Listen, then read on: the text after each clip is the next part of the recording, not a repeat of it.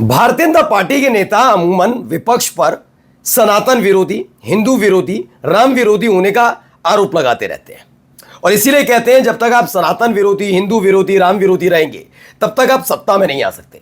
मैं पूरी जिम्मेदारी के साथ आज इस बात को मानता हूं। शायद यही वजह है जब से राम मंदिर वाला मसला हुआ है, वो प्राण प्रतिष्ठा जो लोकसभा चुनाव से ठीक पहले आधे अधूरे राम मंदिर को जो शंकराचार्य ने कहा था जबरदस्ती की गई थी क्योंकि आचार संहिता लग जाएगी, तब जो हुआ था उसके बाद भारतीय जनता पार्टी जरूर सत्ता के दम पर कहीं ना कहीं अपने आप को स्टैब्लिश करती हो, लेकिन पोल हर जगह खुलती है। देखिए कैसे चंडीगढ़ मेयर चुनाव वाला खुल गया, उसके बाद आपने देखा फौरन ही चंदा कहां कहां से इन्होंने लिया, बीफ कारोबारी से, शराब कारोबारियों से, सट्टा कारोबारियों से, इनसे पैसा खाया, सारी जानकारी आ गई। फिर 2024 के लोकसभा चुनाव में डब्बा गोल हो गया, मतलब हर तरफ से गिरे हुए। और देखिए पश्चिम बंगाल चुनाव में भी यही स्थिति है।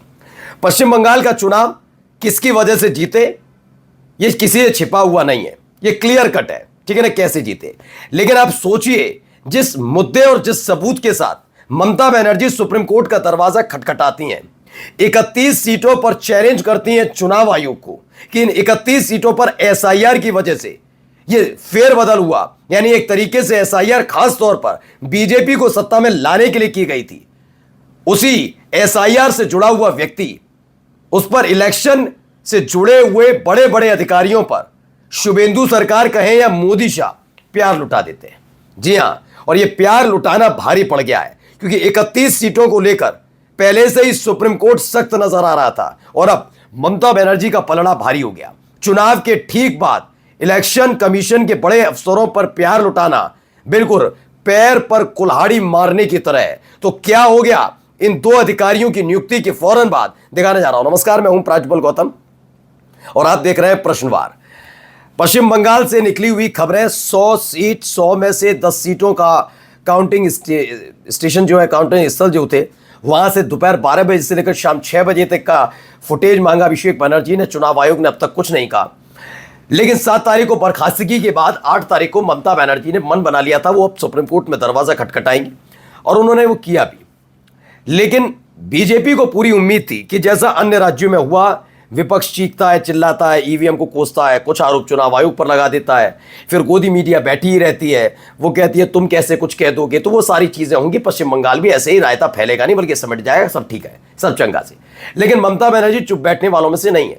ममता बनर्जी सीधे सुप्रीम कोर्ट गई।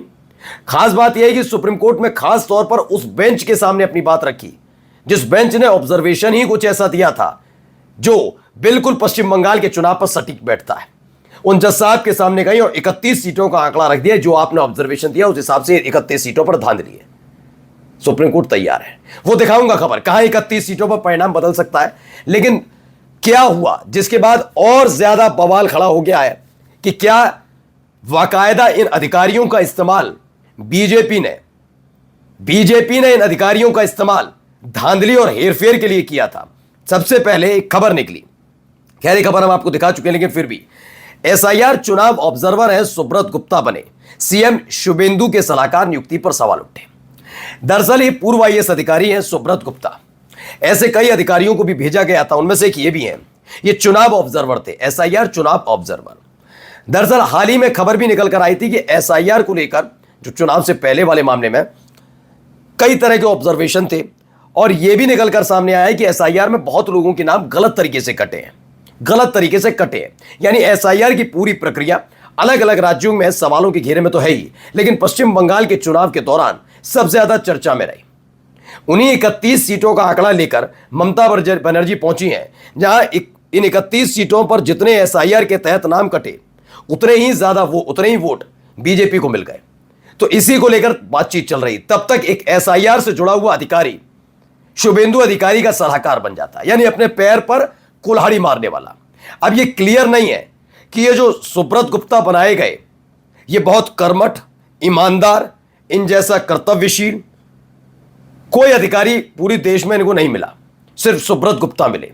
ये संयोग है या प्रयोग? एसआईआर जिस सुब्रत गुप्ता की देखरेख में हुई और कई लाखों के लोगों के नाम कट गए, वही सुब्रत गुप्ता आंखों के तारा बने शुभेंदु अधिकारी के। क्या ये चुप रहने के लिए की गई पोस्टिंग है या थैंक यू कहने के लिए है? कि अगर आप एसआईआर में नाम नहीं काटते तो शायद सरकार नहीं आ पाती, या फिर ऐसा ना हो कि चुनाव से पहले कुछ ऐसे वादे किए गए हों जो वादे अगर चुनाव के बाद नहीं निभाए जाते तो भांडा फूट जाता। ऐसा तो नहीं है, क्योंकि जज साहब पहले ही भांडा फोड़ चुके हैं अभी जब उन्होंने इस्तीफा दिया।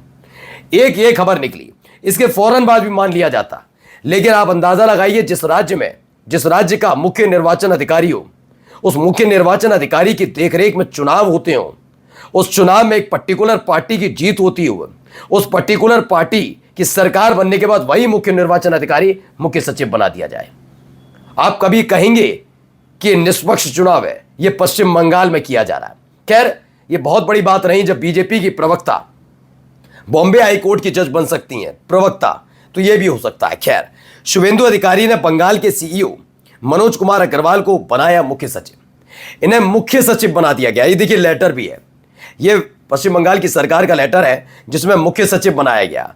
इसमें बताया है पश्चिम बंगाल के मुख्य निर्वाचन अधिकारी मनोज कुमार अग्रवाल को राज्य का नया मुख्य सचिव नियुक्त किया गया। अधिसूचना जारी की राज्यपाल ने 1990 बैच के आईएएस अधिकारी मनोज कुमार अग्रवाल मुख्य निर्वाचन अधिकारी पश्चिम बंगाल एवं गृह एवं पहाड़ी मामलों में चुनाव विभाग के पदेन अतिरिक्त मुख्य सचिव को पश्चिम बंगाल का मुख्य सचिव नियुक्त किया गया है। पहले यह मामला सिर्फ आरोप प्रत्यारोप जांच और तमाम चीजों पर चल रहा था, लेकिन चुनाव से डायरेक्ट जुड़े हुए दो अधिकारियों को बड़ी जिम्मेदारी देकर एक्सपोज हो गई है बीजेपी। आप सोचिए कि क्या आपको मनोज कुमार अग्रवाल से बेहतर मुख्य सचिव नहीं मिल पा रहे?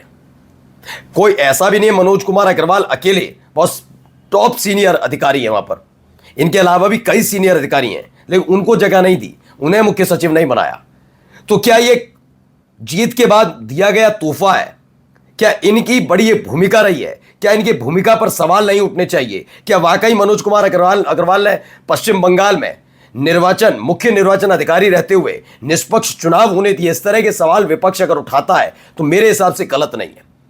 ये तमाम तरह के प्रश्न उठने भी चाहिए, इस पर जांच भी होनी चाहिए। और पश्चिम बंगाल का पूरा चुनाव जब मुख्य निर्वाचन अधिकारी ही मुख्य सचिव बनाया जा रहा है शुभेंदु अधिकारी की सरकार में, तो पहली फुर्सत में पूरे के पूरे चुनाव को लेकर एक मॉनिटरिंग जरूर होनी चाहिए, यह जिम्मेदारी बन जाती है।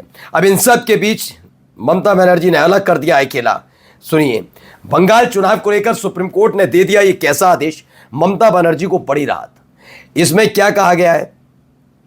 इसमें बता दिया गया है कि हाई डिलीशन सीटें जो है, देखिए जहां ज्यादा नाम कटे वहां बीजेपी को फायदा। हाई डिलीशन सीटें हैं, 25,000 से ज्यादा नाम जहां कटे हैं ऐसी 169 सीटें हैं।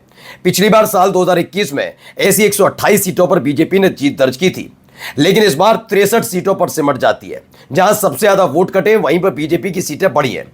इस बार बीजेपी को वहां 104 सीटें मिलती है ऐसी सीटों में से, विधानसभा सीटों में से।